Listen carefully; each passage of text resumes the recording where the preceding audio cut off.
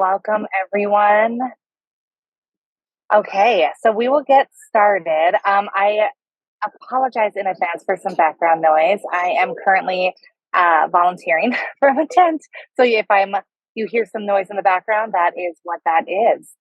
Aloha, everybody. My name is Marisa. I am a licensed clinical social worker and a certified substance abuse counselor. I currently work at Kahi Mohala Behavioral Health on Oahu, and then I also service clients from around the islands in private practice. And I will let my co-facilitator introduce herself. Hi, everybody. I'm Nicki Taylor, and I am a mental health counselor. I used to work at Imua as a family trainer, and I am currently working with the Department of Health now. All right. So, Marisa, if you want to share our slides, we'll get going. Thank you guys for joining us today. And I know I speak for both of us when I say you guys can put your cameras on, you guys can turn them off. Feel free to unmute and speak up at any time or just drop it in the chat. So we really just want you to feel comfortable. But we do definitely value your input. All right, so today we're going to talk about guiding grief and building resilience. And I know this is a topic that we have talked about quite a bit the last few months, especially month, and even at this conference. So hopefully our goal here is that you guys will learn a little bit of something new and that we also will learn from you guys. So please, again, feel free to share and join in. Today we're going to talk a little bit about what is grief, children's developmental responses to grief, some of building resilience, and then we'll have some resource sharing and question and answers at the end. Okay, so we're going to jump right in.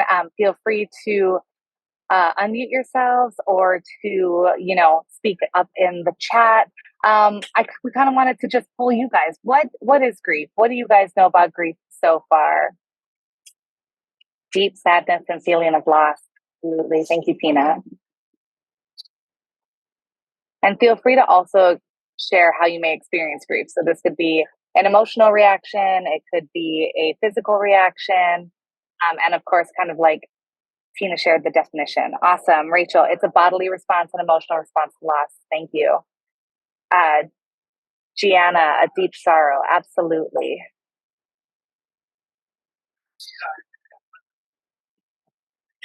And feel free to keep adding things into the chat. So I found this slide, and I want to kind of share this. It's sort of from a symptoms of grief, and this is just the beginning of it. So we have the physical symptoms, right, which can manifest as a sleep disturbance.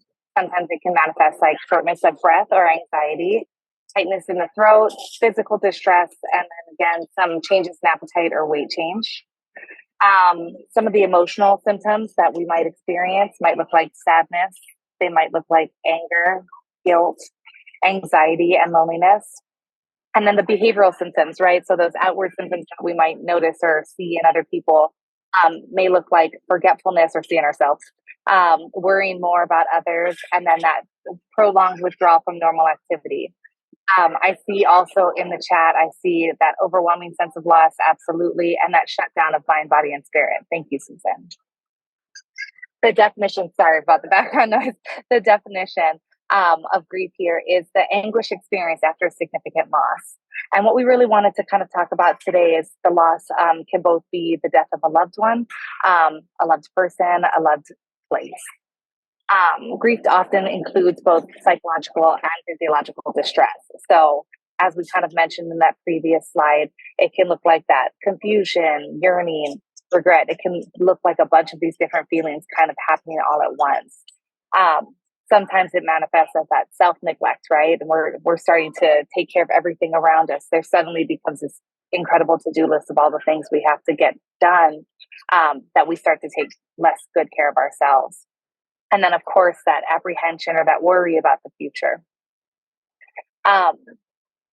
One thing that we really want to highlight in today's presentation, right, is that coping after you lose someone or something is one of the biggest challenges. And there's no right way to grieve. There's no timeline to grieve. And it's completely normal to kind of feel that loss. I think everybody's grief process can be really, really individualized. And a little bit of what we'll talk about today toward the end of our presentation is, what does that look like for you? And then we'll ask you guys again at the end to sort of share from one another what things work for you, if you're experiencing a loss, and how you can cope with that. Okay, so before we go into a short video we want to show you guys, I want to ask you if you would participate in a very cool exercise. Marisa and I got a chance to do a grief training yesterday on how to put together grief support groups. And so I'm going to borrow this and change up the exercise just a little bit. It was from Gina Sees, who is a licensed clinical social worker that put on the training for us yesterday. And what I would like for you to do is you could write it down. You can just think about it. I would love for some of you to share if you're comfortable, but again, you don't have to. And what I would like for you guys to do is think about your first experience with grief, your first experience that you felt significant loss. It could be with the death of a loved one, or it could be losing a home, losing a relationship. It could be any significant sense of loss that you felt in your life. I want you to think about first how old you were, what the loss was, and then lastly, did you talk to anyone that helped you? How did you process it? What things did you feel like worked or did not work during that time? And I'll give you guys a few minutes to think about that.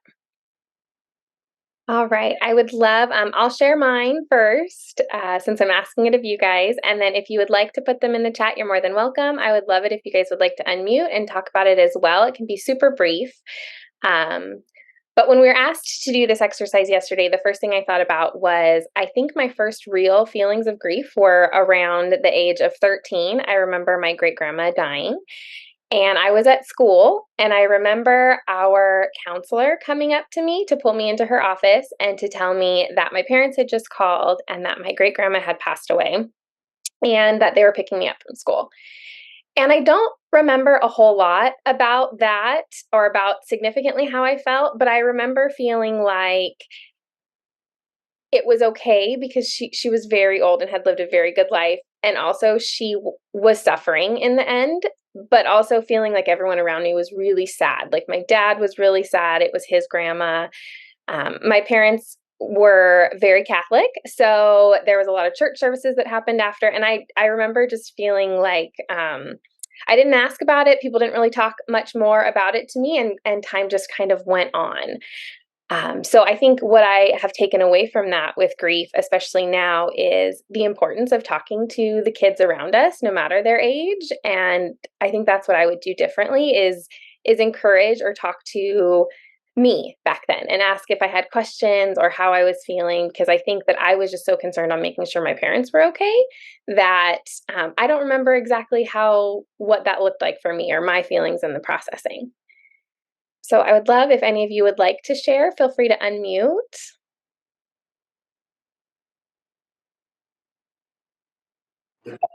I will share. My first loss, like real significant loss, was probably in 2016, where my son lost his father. And I think that what really helped was probably just time and like appreciating the good memories that we had. And honestly, like I think he's still battling with it. I don't think he's ever had a time to grieve.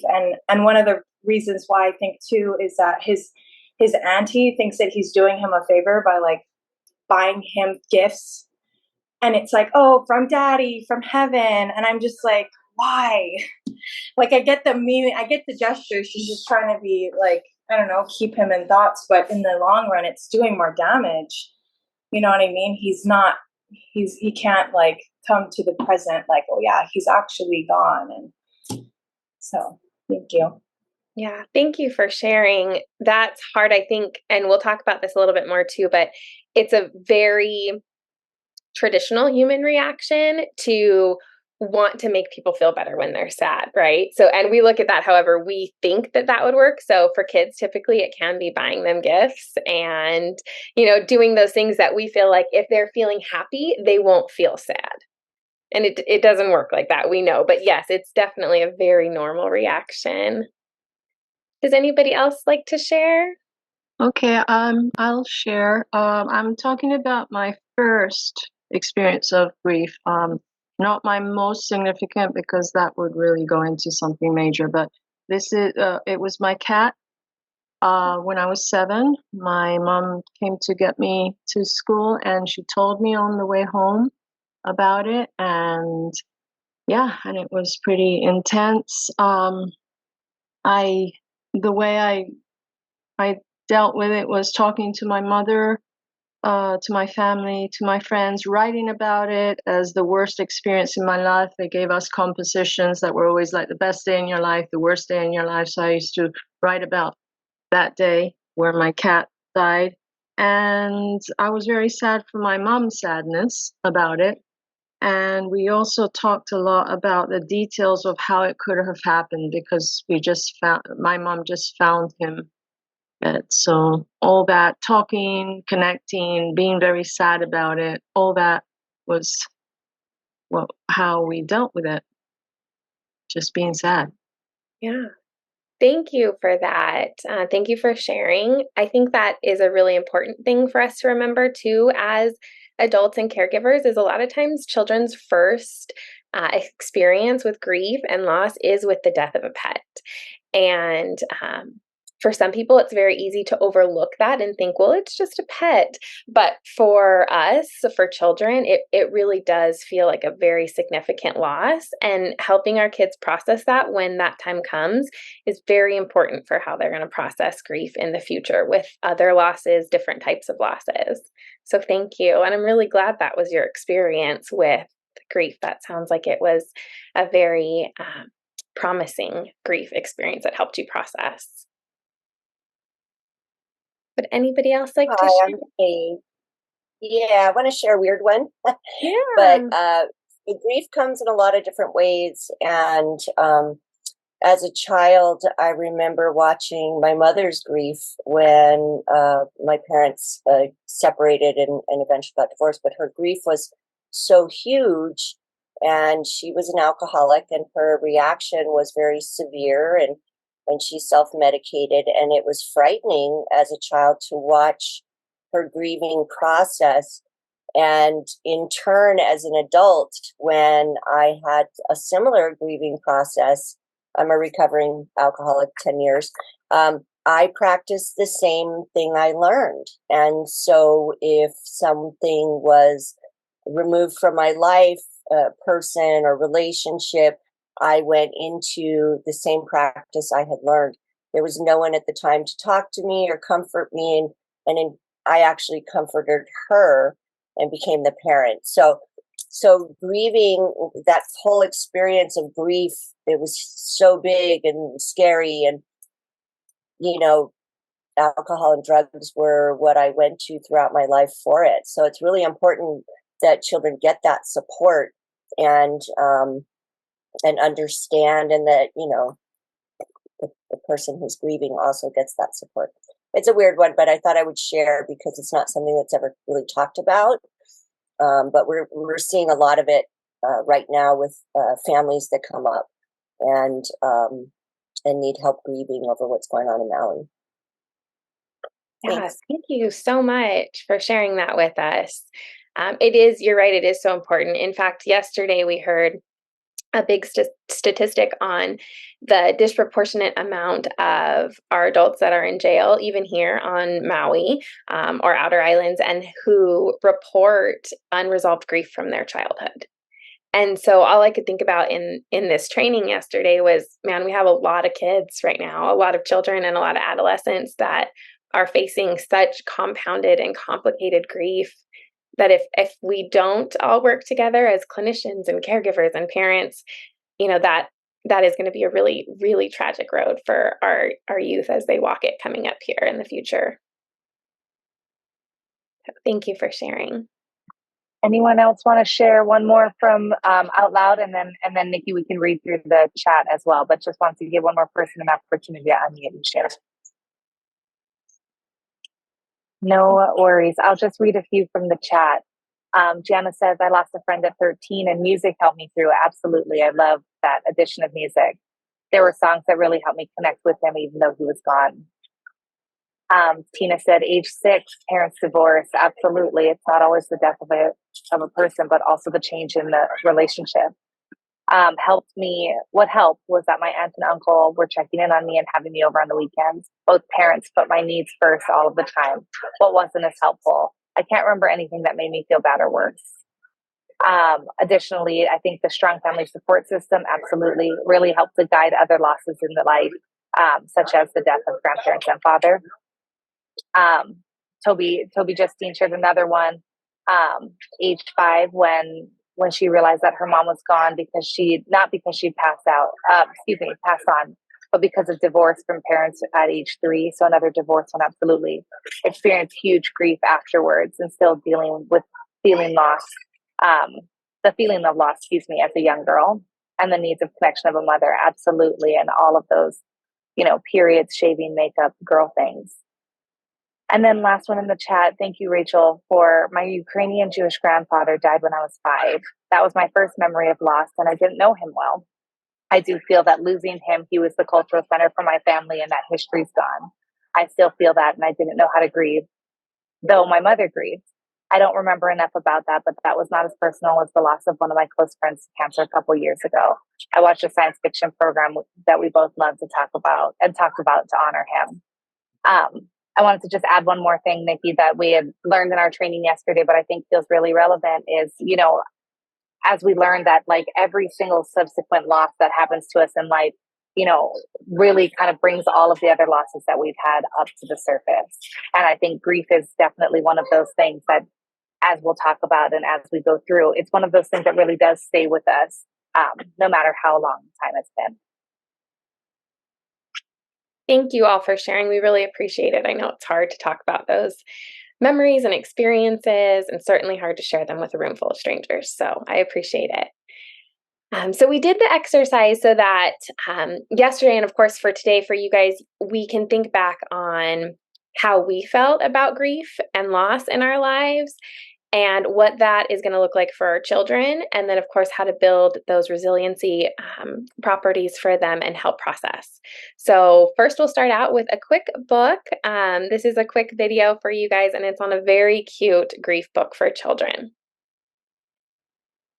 Hey there! Are you ready for today's story? Let's go!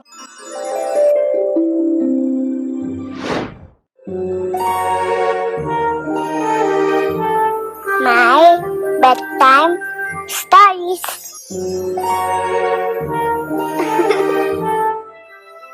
Read with me as we make the world more magical, one story at a time. Why do I feel so sad? A grief book for children. Written by Tracy Lambert, LPC. Illustrated by Elena Napoli.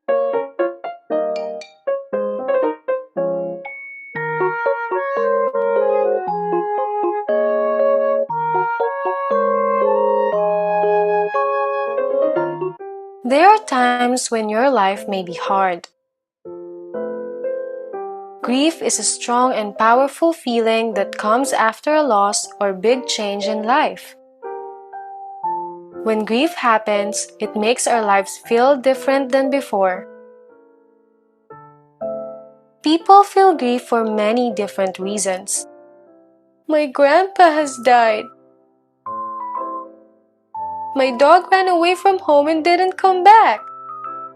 My parents aren't married anymore. I had to move away to a new home and school this year. I don't have as many friends as I used to. How about you? Have you or someone you know ever felt grief before? Adults feel grief too. You may see adults crying more or not smiling as much. They may have a hard time doing their job or seem sad a lot of the time. Every person feels grief differently in their body and mind. You may feel sad a lot or cry more than usual. You may not want to do your favorite things, like playing, dancing, or watching TV. You might feel worried that this loss will happen again, or feel lonely a lot of the time. You may feel like you don't want to think or talk about this loss at all. You may notice your head hurting or your heart beating really fast. You may have a tight or upset stomach. You may feel mad a lot of the time and not know why. You might have trouble listening or paying attention at school. You might feel scared you did something to cause the loss. You may find it hard to fall or stay asleep. You may feel quiet and not talk as much. Scared, guilt, sad, worry. You may feel some or many of these feelings at different times, at school, at home, or out in public. Just remember, it is normal to have these feelings during grief. Relief, angry, lonely. How about you? What feelings or changes have you had during grief? Grief can feel huge or small in your life. It is normal to feel better sometimes and then have some of these feelings come back. You may wonder when life will feel happy again. Here are some things you can do to feel better about your grief.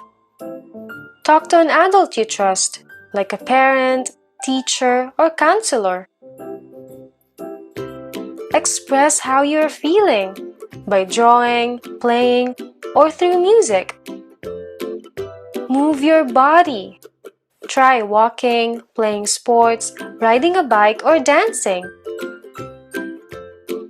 Find ways to say goodbye, like attending or creating a memorial, writing a letter, or making a book of memories. Let your friends know how you are feeling. Everyone feels grief at some time in their life. It helps to understand and talk about it. How about you? What would you do when feeling grief? Everyone needs support and to know that they are not alone.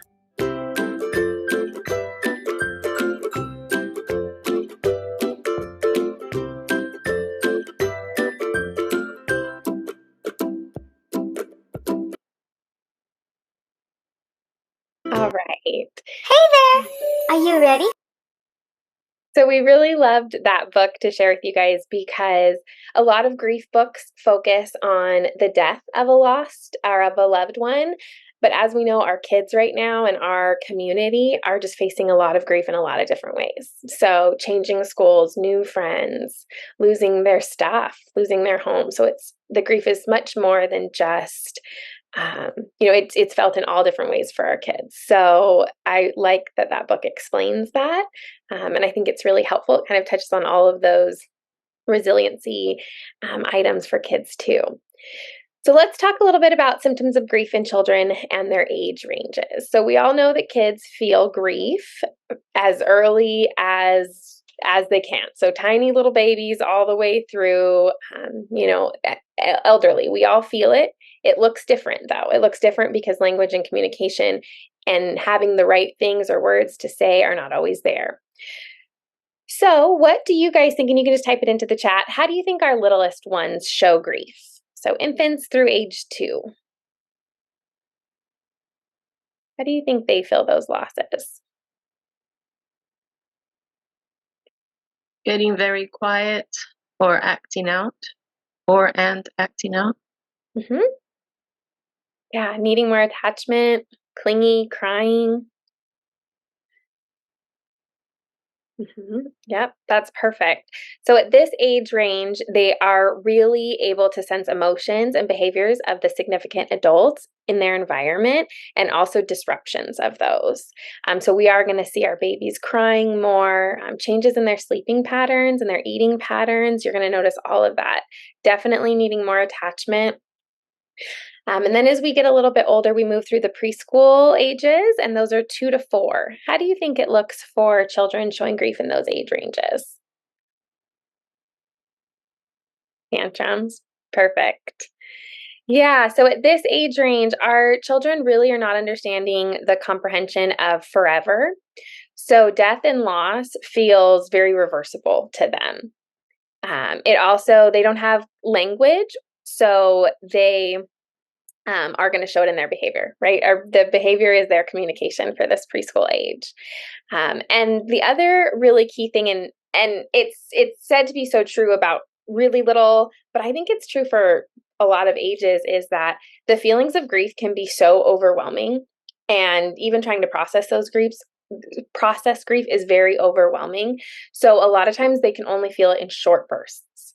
So at these ages, even into our early childhood, middle school, I would say even into adolescence as well, sometimes you'll hear moms say, "Oh, they're fine," or "They seem good, they're playing," or "They were laughing with their friends last night, so they're doing just fine."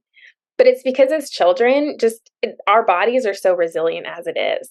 And we can only feel that intensity of grief for very short bursts of time. And that is very, very true for our little ones. So it's especially important to look out during those times for all children, but even the children that seem to be doing just fine. Because we might see these behaviors or tantrums acting out for just a few minutes and then they go off playing again. But the important thing to think about at these times is, when did they start?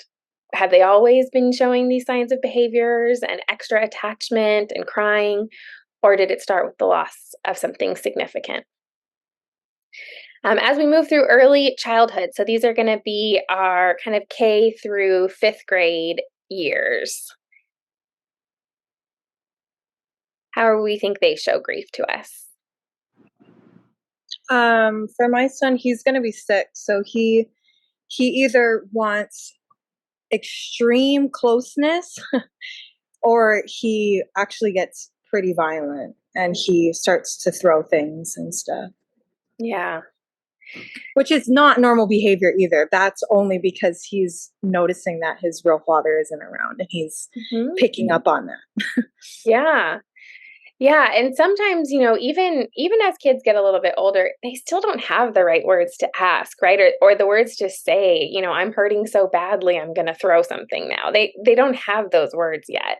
So paying attention to things just like that, behaviors just like that, are really important, especially because they weren't there before. So it shows that they are hurting and they're still processing and walking through that. So around this time, kids we're going to see a lot of repetitive questions too. Them asking why or what happened, or asking about the event again, even though we feel like, we've already talked to you about this, they're going to ask it again. And it's because they are processing that. But a lot of times that's going to be asking for a lot of questions and a lot of reassurance at this age. You also will see typically a lot of play therapy naturally play out on its own. So you'll see kids play through what just happened or their loss with the toys they're playing with. And we did some childcare at Napili Park right after the disaster for about a month. And we brought a train set in, and there was a group of little boys that huddled around the train set, and they grabbed the fire engine train and they grabbed the police engine, and then they put a train together and they acted out things blowing up and loud sounds and the firemen coming to get them and moving them through. And as adults watching it, it was heartbreaking. It was very hard, but it was also very important to see them processing through what happened. So then we move to our middle school years. How do you guys think our middle schoolers are going to show us grief?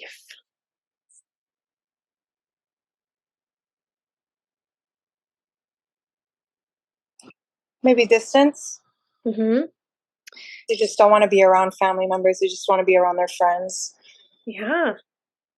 Yeah. Definitely. Anger too, acting out, absolutely. A lot of times too, and some of these things we're going to see in different various stages. It's not just isolated to these age groups by any means, but we're also going to see trouble in school. So trouble concentrating. As we get into, sometimes they may run away. They're trying to hide, right? Hide from a lot of these big feelings, withdrawal. Having a hard time articulating their needs. And as we move into more of our adolescent age, what we are going to see with unprocessed grief and, trauma, all of those things playing in, is they're going to seek for ways to make themselves feel better. So this is where we're going to get into our pre-adolescent and our adolescent risky sexual behaviors, drugs, alcohol, right? Because we are searching for anything at that age. If we don't have healthy models around us or people there walking that journey with us, we're going to search for ways to make us either feel better or feel nothing at all. And so that's a really important thing to think about as we come into the adolescent years. Some other really big takeaways that I look at when I'm looking at grief in children is, for our littles, they take language very literally. And this is something that we touched on yesterday at our training, even again. And so really having the correct language for our little guys is really important. So being able to tell them, Tutu died, or we lost our house, really being able to make those distinguishes instead of saying we lost Tutu. Our little ones are going to sometimes try to find them again. So it's really important to use very literal language, because for our little kids, when they don't understand what's happening, they are going to fill in the gaps. They are going to make up a story about what happened or how we can fix it. So we really want to use literal language with them. And sometimes it can be really hard as adults to say Tutu died. We want to say passed away, we lost them. Even saying they're in heaven, your cultural beliefs take a big portion of how you process grief, but being able to give still some literal language to kids is very, very important. And then our olders, we really want, they are going to search for answers, and they are going to search for it however they need. So you might see them researching, Googling, figuring out if it's going to happen again, but they are going to find their answers. So it's really important for us to be there to answer those questions and give them the details they're searching for. Because if they aren't getting it from us, they are going to get it from somewhere else, and they're going to search for connection. And so we want to fill them with connection of groups, right? People who have also been experiencing loss and grief, or be connection for them, but make sure that they can plug into connection that feels good and healthy, as opposed to finding connection with other groups that are risky behaviors, because that's where they're seeking the connection that they're finding. All right.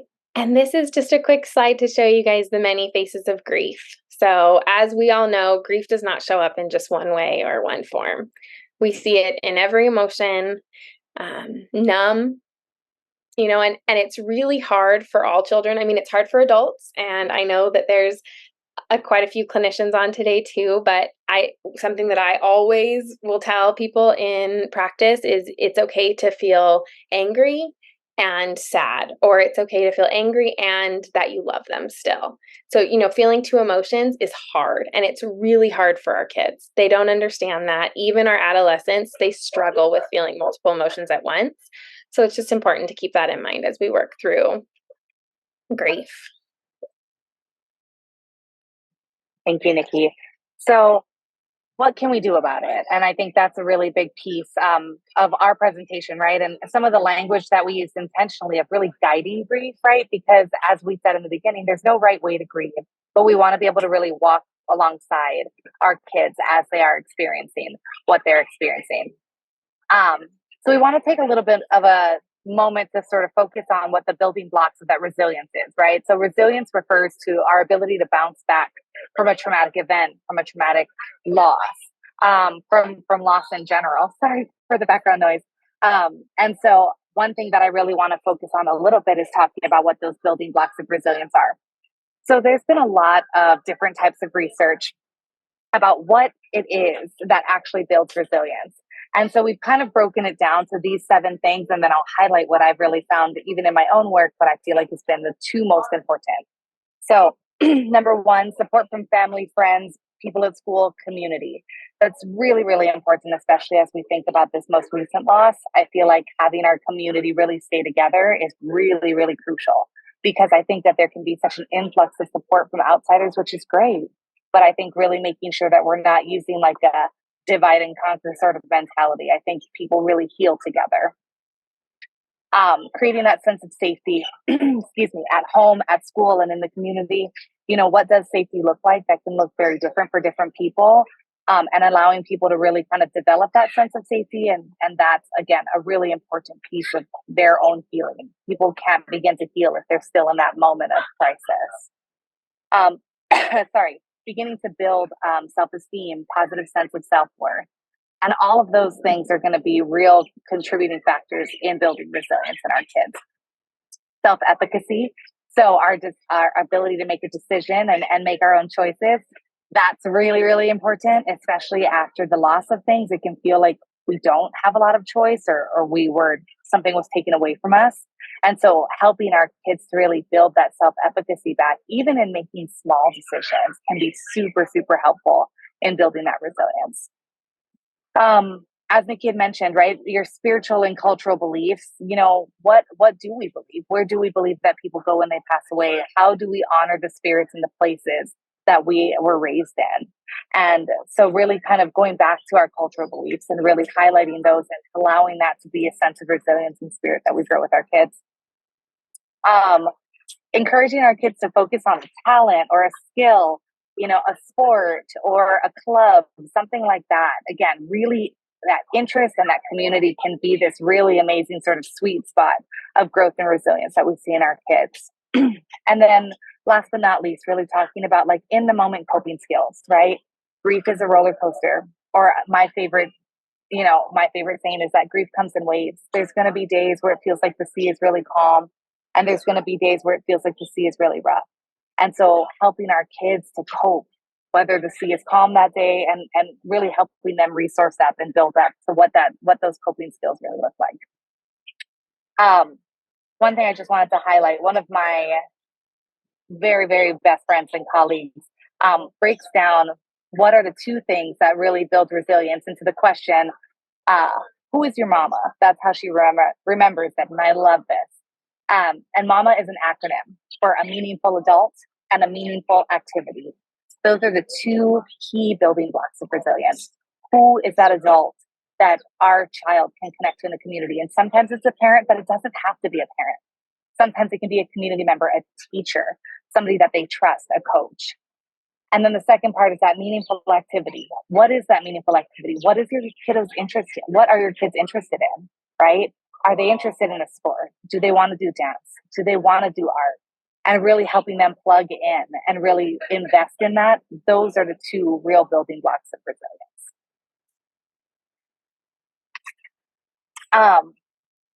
I like the way that this slide kind of breaks down just different age groups. We learn our resilience, of course, at a young age, but we are able to still learn different ways to be resilient all through life. And I think that that's really important because life doesn't stop throwing us curveballs. So we have to get creative about the way that we really cope through different parts of our lives. So similar to kind of what we had shared. So in kids, what are the things that really build resilience? That can look like positive role models, supportive adults, parental involvement, that community aspect, really making sure that that community is caring and connects with our kids. If our babies are really young, that parent-infant contact, right? I think just touch is so, so, so important. And then that increased knowledge of child development, which I think is really awesome because I think that's a lot of the reason why many of you are here today. For our adults, right? For the adults in the community that are supporting these kids, we want to make sure that we acknowledge what's happened, right? We want to be really honest and upfront about it and seek our own support if we need to find our own support because we are always being models to the younger generation. Seeking support, the second one. Identifying what our own emotional triggers are, that can be super, super important so that we can also, again, really model those coping skills for our kids. Seeking mental health and substance use treatment, if that is something that is a challenge. And I appreciate the vulnerability and honesty of the people on this call. Definitely reaching out for the resources in your community or getting connected to somebody to say, hey, listen, I need some help. Can you put me in the right direction? And then, really creating those safe and stable, nurturing relationships. Having meaningful adults and meaningful activities is important for us, even when we are adults. And so really pursuing that doesn't ever stop. And then really that center area of just everything in the middle. And this is the part that I want to ask for just a little bit more audience participation. And so as I kind of go through what those pathways to resilience are, I would love to know from you guys, how do you guys build resilience? And what are the things that you do that's really, really important, but like those things that kind of help you really coping through the things that are challenging for you as we live. Some of the things here, as we've mentioned, right? Supportive relationships, walking in the woods, walking at the beach, eating healthy food, nourishing our bodies, expressing gratitude, exercise, positive thoughts, smiling, laughing, talking about our feelings, really kind of that hopefulness, right? And how do we really build and share that hope with others? Music, definitely music. I know somebody mentioned that at a young age, and just really reinforcing that music can be so healing. Volunteering, that's what I'm doing today, and just really seeing if there's something that we can plug into to really provide that support to our community. And art. What do I see in the chat here? Music, prayer, and hikes. I love that. Spending time with my kids. I love it. Taking time for myself. Also really, really important. Supportive relationships in church. Definitely. Gardening. Spending time with loved ones. Talking to family. Toby Rose. I love that. Lifting weights. Going to the gym. Having positive company. Dancing with my kids. Work. Yes. Reading a good book. I love all of these. These are such good answers. And the reason we also wanted you guys to share it with one another too is so that, you know, if there's something on here that you're like, oh, I haven't thought about that we want to share it with one another to say, hey, try it out. See if this is something that you might connect to. Rachel wrote writing. Absolutely. Journaling is something that can be super effective because then we don't get interrupted in our own thought process. I know for myself, I'm very similar. Oh, story writing. Oh, I like that even better. Like just kind of taking yourself out of that space. I think that's awesome. I was going to share very similar to Toby. I think something that's helpful for me is really like that exercise and that fresh air. I think that can be really effective in just kind of getting my own body moving. And that's a real pathway for resilience for myself. And feel free to keep throwing stuff in the chat as you remember them. We wanted to share just a couple of resources. There's a lot of resources, but we wanted to kind of keep them a little bit more focused toward grief. And so, full disclosure, the slides that I uploaded had 4 of these places on it. So if you're gonna write something down, make sure that you take down the last one. I just added it in right before our presentation. So Kids Hurt to Hawaii. That is an organization that is based on Oahu, but does offer some virtual support across the islands. They do a lot of caregiver loss, and they do help with like grief groups and things like that. Na Keiki o Emalia, that is a new organization that was created to help support the wildfires in Maui. Kokua Mau is is an organization that helps grief and bereavement of all ages. So that's not just focused for kids, but that's really for everyone. And then the Dougie Center is a national organization that is really renowned for their grief work and their grief research. And so if you haven't had an opportunity to look at some of the resources on the Dougie Center website, it's brilliant. I added in the Center for Loss and Life Transition, because again, that was a resource that Nicki and I learned about yesterday. And that's one that's not on the slides that are in the portal. So if you want to write that one down, please feel free to do so. That one, it's just, again, it's really a nice sort of overview of different ways that you can cope with grief. And it adds a lot of resources available on the website. I see in the chat, Tina, which one will take us to the story, Why Do I Feel Sad? That is located on the slide itself. But what I can do actually, once I stop sharing my screen, is I'll put it in the chat. Oh, just kidding. Nicki, you're reading my mind. I love it. There you go, guys. For the book. Awesome. Thanks, Nicki. Okay, that kind of ends the formal part of our presentation. And so I'm going to stop my screen share, but just wanted to sort of give an opportunity for you guys to ask questions of us, or of course, ask questions of each other, and just kind of say, thank you guys so much for coming to our presentation and participating in the chat. But by all means, if there's any questions, please feel free to unmute or ask in the chat.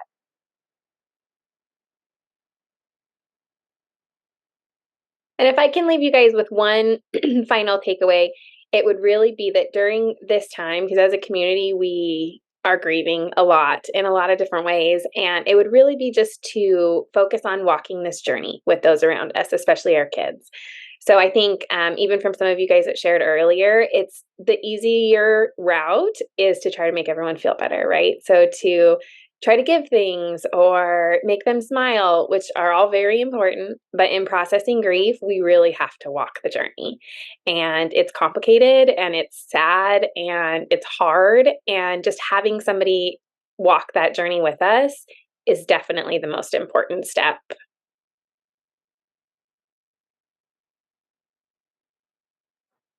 I shared a lot, but I'll share. Yeah, of course. No, I want to say that, after the fires and even still today, like I have a huge amount of grief just by my niece being in my house and by being in my bed, and to have my kids with me, and just like, and it's super hard to like every day go about it and knowing that there's people within the community that are still stuck on Lahaina side. They don't have a house. Their kids are, some kids are missing, and there's like their kids are going to school where they don't want to go to school, and some of their friends are missing. And it's just like, and I know it's not a fault of my own, and all I can do to get by it is just provide this safe space for my friends that have lost, and give them a place that they can feel welcome to, which is like, my house, and give them a shower when they want one, and play with my dog because they lost their dog. And it's just like, yeah, just taking deep breaths and being super grateful instead of in those times of where I feel like feel guilty. It's just to be very appreciative and offer what I can to, people of the community. Yeah. Thank you for sharing with us. I think, that in it of itself is processing grief, right? Is having that connection and safety and just taking it day by day, walking through it, knowing you're not alone. I think that is a really perfect example of what processing grief looks like, and resiliency. And again, it's hard. There's going to be days that are really rough. There's going to be sounds and smells and songs that we've talked about that will take us right back to those days and those times. So it's definitely not a linear path of healing. Would anybody else like to share any final thoughts?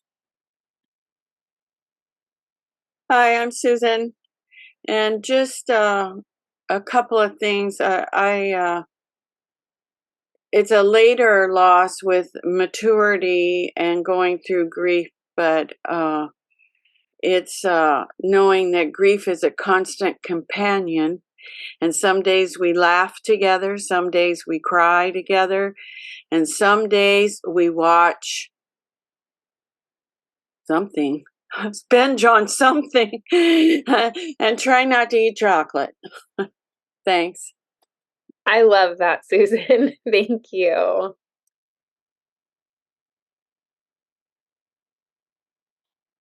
I just wanted to say that to know that grief might, as we all know, it doesn't have a schedule, so it might be many years. Yeah. For me, the loss of my mom, it took 12 years to get over. I mean, not to get over, because I'm still not over it, but to be able to talk about it without crying. I got over it when my son was born, because I have he reminds me of the relationship that I had with my mom. So that's when I could finally, kind of get to another level with it. So it might take a long, long time. Then again, it might not. Yeah, absolutely.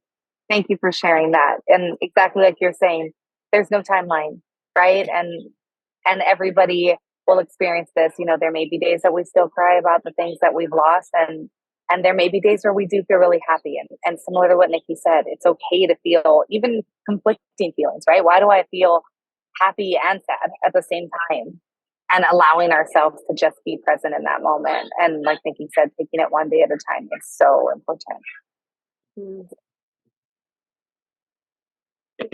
Yeah, I heard something at a training, and it was that we feel like we are starting to heal a little bit more when we control our thoughts versus our thoughts controlling our mind. And in those early days of grief, I think it's really important to remember, and those could look like days, those could look like years, you know, where our thoughts really, that's all we think about. And it's hard to move forward from that, and it's hard to feel other feelings. But, you know, as we kind of walk that journey and find resilience, I think that your mind really will start to be able to control some of those thoughts. And in the beginning, it looks the opposite a lot. Well, we will stay on in case there's any other questions, but thank you guys again for attending and for your participation. I know it can be challenging to participate in the afternoon, but you guys have been really awesome. So thank you so much. Thank you, guys. Thank you.